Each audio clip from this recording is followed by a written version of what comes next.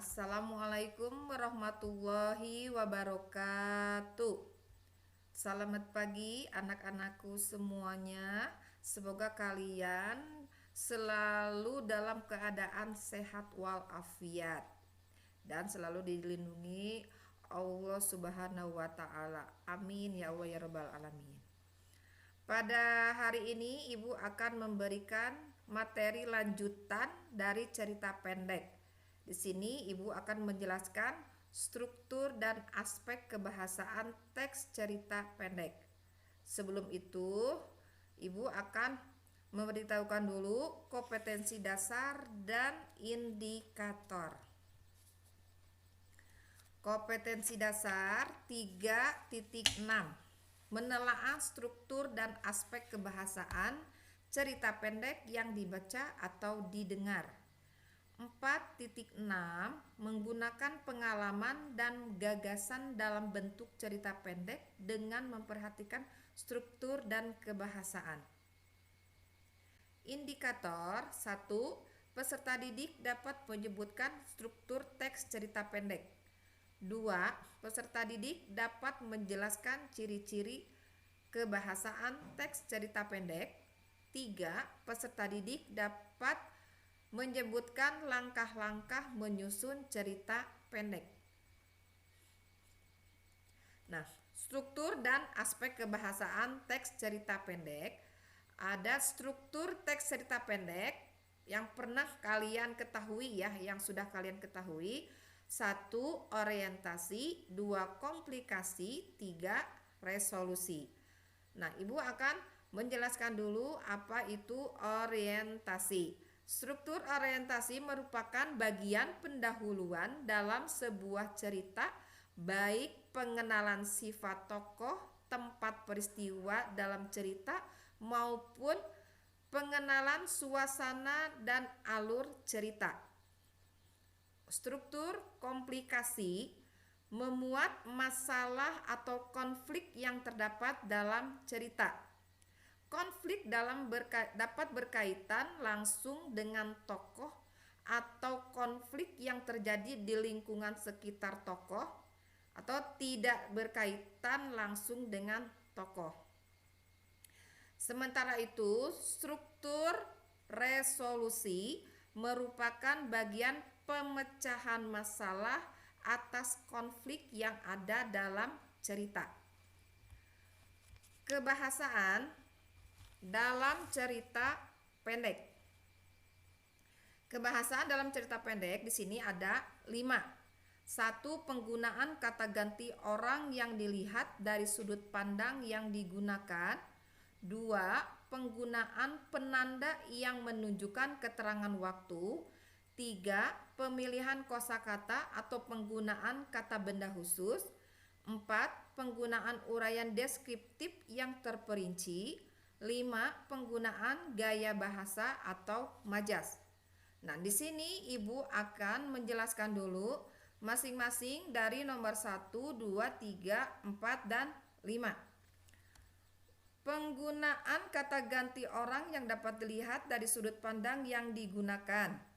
Jenis promina personanya sebagai berikut. 1, persona pertama atau kata ganti orang pertama. Contoh, orang pertama tunggal, misalnya saya, aku, daku, ku.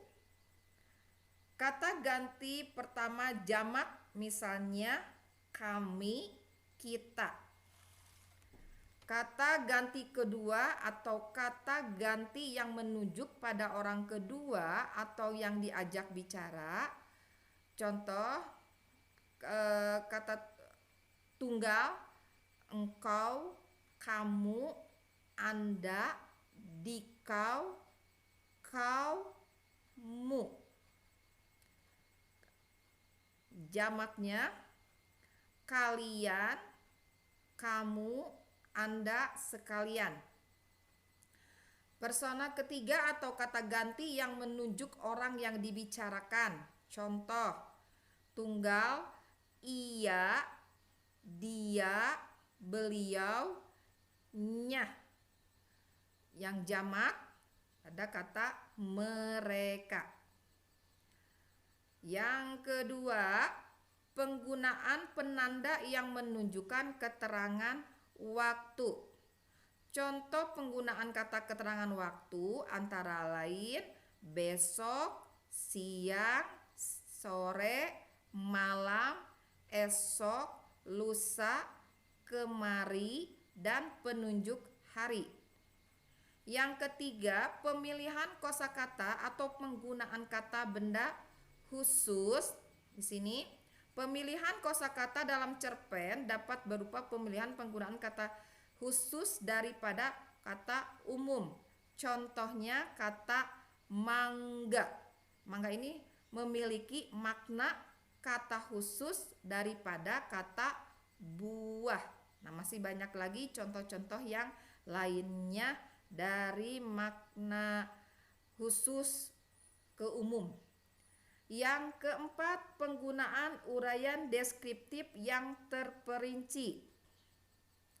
Penggunaan kalimat deskriptif berfungsi melukiskan atau menggambarkan keadaan atau peristiwa dalam cerita pendek. Penggunaan kalimat deskriptif ini membuat pembaca lebih memahami alur cerita. Selain itu, kalimat deskriptif bertujuan membuat pembaca memahami peristiwa yang terjadi dalam cerita pendek. Yang kelima, penggunaan gaya bahasa atau majas. Gaya bahasa sering disebut juga dengan istilah majas. Gaya bahasa pada cerpen berperan dalam memperindah dan meningkatkan efek makna dalam bacaan.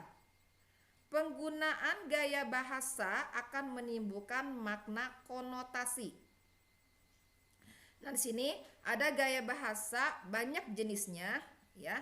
Di antaranya satu, gaya bahasa perbandingan seperti metafora dan personifikasi. Dua, gaya bahasa pertentangan seperti hiperbola, litotes, dan ironi. Yang ketiga, gaya bahasa pertautan seperti metonimia dan eufemisme. Dan terakhir yang keempat, gaya bahasa perulangan seperti repetisi. Lanjut kepada penyusunan teks cerita pendek berdasarkan struktur dan aspek kebahasaannya. Di sini ada dua, satu langkah-langkah menyusun cerita pendek, dan kedua aspek-aspek yang perlu disunting dalam teks cerita pendek. Langkah-langkah menyusun teks cerita pendek: satu, menentukan tema. Dua, menentukan pusat pengisahan atau sudut pandang. Tiga, menentukan perwatakan.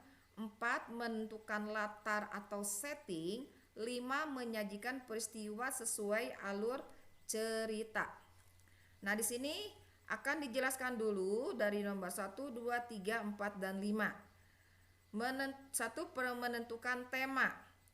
Tema dalam cerita pendek misalnya cinta kasih, persahabatan, persoalan nasib, atau kehidupan rumah tangga. Menentukan pusat pengisahan atau sudut pandang. Pusat pengisahan adalah cara pengarang menempatkan diri terhadap cerita. Dari sudut pandang mana pengarang memandang ceritanya. Pengarang memiliki bermacam-macam teknik dalam menceritakan suatu cerita. Yang ketiga, menentukan perwatakan. Perwatakan berkaitan dengan sifat-sifat tokoh yang digambarkan dalam cerita oleh pengarang. Penggambaran tokoh-tokoh dalam suatu cerita dapat menggunakan dua metode, yaitu metode analitik dan metode dramatik. Nah, apa itu disebut dengan metode analitik dengan metode dramatik? Metode analitik yaitu pengarang secara langsung memaparkan watak tokoh dengan cara menyebutkan sifat-sifatnya. pengarang mencantumkan watak tokoh misalnya keras kepala, sombong, rendah hati, dan pemalu. Yang merupakan metode dramatik yaitu penggambaran watak tokoh yang tidak diceritakan secara langsung oleh pengarangnya, tetapi disampaikan melalui aspek-aspek tertentu. Aspek-aspek tersebut adalah satu, pilihan nama, yang kedua, penggambaran fisik, ketiga, penggambaran melalui cakapan, dialog maupun monolog. Kalau pilihan nama, misalkan namanya Menot dan Nalis, ya dapat diketahui bahwa tokoh tersebut orang yang berasal dari lingkungan suatu daerah. Kalau yang penggambaran fisik, misalnya cara berpakaian, postur tubuh, dan reaksi antar tokoh. Yang ketiganya adalah penggambaran melalui cakapan baik dialog maupun monolog. Watak tokoh cerita dapat diketahui berdasarkan dialog antar tokoh dalam cerita. Nah, sekarang yang keempat, menentukan latar atau setting. Latar merupakan keterangan tempat atau ruang, waktu, dan suasana yang terjadi dalam cerita. Pengarang harus menentukan tempat, waktu, dan suasana yang akan digambarkan dalam cerita pendek yang dibuatnya. Yang kelima, menyajikan peristiwa sesuai alur.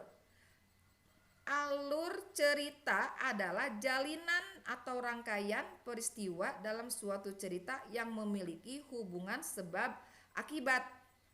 Nah, di sini ada 5 alur. Ya, yang 5 alur menjadi tahapan dalam sebuah cerita. 1, tahap penyituasian. Yang kedua, tahap pemunculan konflik. Yang ketiga, tahap peningkatan konflik. 4, tahap klimaks. Dan kelima, tahap penyelesaian. Nah, di sini ada aspek-aspek yang perlu disunting dalam teks cerita pendek. Ada 5. 1, kesalahan tulis. 2, ketepatan ejaan. 3, pilihan kata. 4, keefektifan kalimat.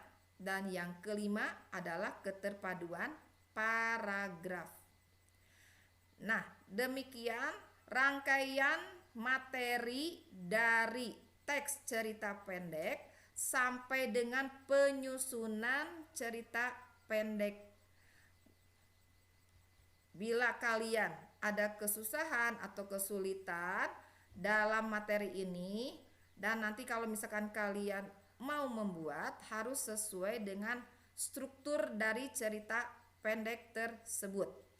Kurang lebihnya Ibu mohon maaf. Wabillahi taufiq wal hidayah. Wassalamualaikum warahmatullahi wabarakatuh.